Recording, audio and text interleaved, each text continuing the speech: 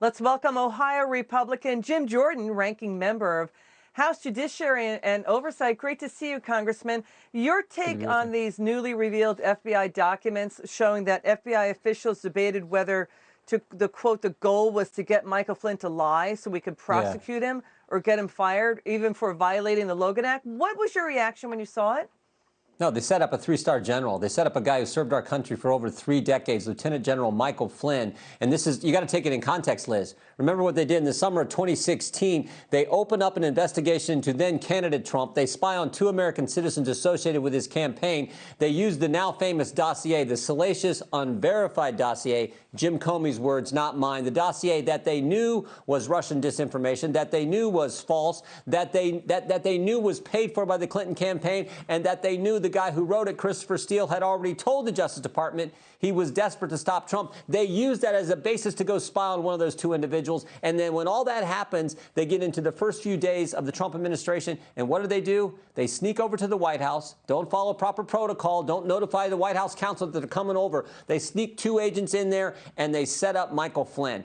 And it is so wrong what they did. And what we want to know now is, when did Chris Wray learn about all this? Why did we have to find out about this from the work of Bill Barr and Sidney Powell, Mike Flynn's lawyer and the Attorney General? Why didn't Bill Barr tell us this? So we sent him a letter earlier this week, and we said, when did you know about this? Why didn't you tell us when you did know about it? And oh, by the way, we want to interview one of those agents who went that day, January 24th, 2017, just days into this administration. We want to talk to that agent, Joe Pienka, and find out what took place in that interview.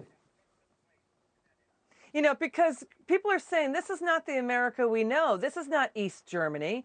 Are you now demanding the FBI investigate former FBI Director James Comey and his FBI team's handling of the Flynn case? Because Sidney Powell doesn't think Christopher Wray is the guy to do it. Well, look, that's what John Durham's doing. And God bless Sidney Powell, God bless Bill Barr and the work John Durham's. We wouldn't have known about this situation with Mike Flynn if the Attorney General doesn't put U.S. Attorney Jeff Jensen in the St. Louis area, if he doesn't task him to go back and look at the Flynn case. So, look, that's for John Durham. We'll see what happens there. But I do think Jim Comey, as the guy who was in charge when all this happened, everything I just described happened, I do think they need to give him a hard look and see what went on there. And you're right, Liz. You're right. Think about this. If they can do it to a 3-star general, if they can do this to the President of the United States, imagine what they can do to you and me. Imagine what they can do to the 750,000 people I get the privilege of representing in the 4th District of Ohio and any of the 330 million people who live in this great country. Imagine what they can do. So that is why this is so fundamental and why we got to get to the bottom of it. And it's why we sent the letter. It's why we want the documents. And it's why we want to talk to the agent who actually interviewed Mr. Flynn. Again, when you look at the timeline, it's astonishing. If you just take out the words Trump, Flynn, Comey, and you just look at what happened. The timeline is this. Chuck Schumer tells Rachel Maddow, January 3rd, 2017, you mess with the intelligence community, they have 6 ways from Sunday to getting back at you. Then you have Comey going to the White House, basically saying, on the 6th, we're going to talk to the president. Then he was just newly elected Trump in Trump Tower and talk to him about the Steele dossier, which has been debunked. And then he gets it leaked to the media. Then Peter Strzok, then they're going to shut the case on Michael Flynn. They don't have any use for him from the Trump-Russia probe. Peter Strzok keeps it open because the 7th floor, this powerful senior manager, say keeping it open. And then they set him up without even a defense, a lawyer present. They cook up a crime. They try to get him to lie without a lawyer present. I mean, this is wild stuff. And if they don't investigate it, if the FBI doesn't get to the bottom of it, what happens?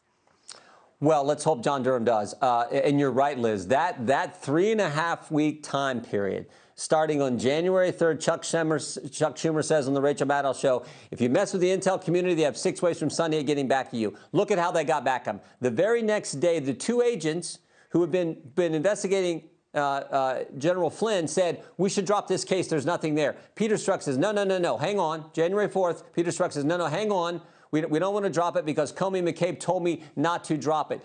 2 days later, January 6th, that meeting you referenced at Trump Tower, they tried to set up the President of the United States. They briefed him on the dossier they already knew was false. They knew was paid for by the Clinton campaign, and they knew was Russian disinformation. And then 2 weeks later, They go set up Michael Flynn. That all happens in the first few weeks of January 2017. That's how bad this was. That's how egregious this was. That's how wrong this was. And that's why we want the document. You know what else we want? We want that document. We want the original 302. So when they do this interview, they take notes. We want the original one, not the one that Peter Strzok changed. So we want to know, where's that original 302? We'd like to see that, and we'd like to talk to, again, the agent who helped put that together. I want to wait. Stay on that, because Peter Strzok and Lisa Page edited the original 302 interview form with Michael Flynn. Do you think it will say that we found nothing, Flynn said nothing wrong, and then do you think they altered it and amped it up? And is that a crime?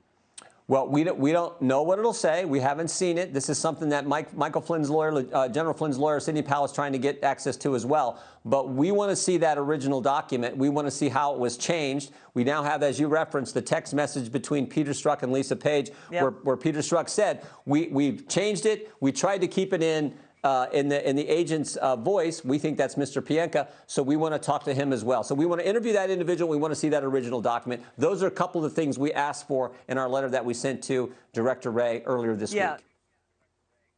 And then you have the Susan Rice unusual email saying everything under the Obama administration was done, quote, by the book. Your final word on that?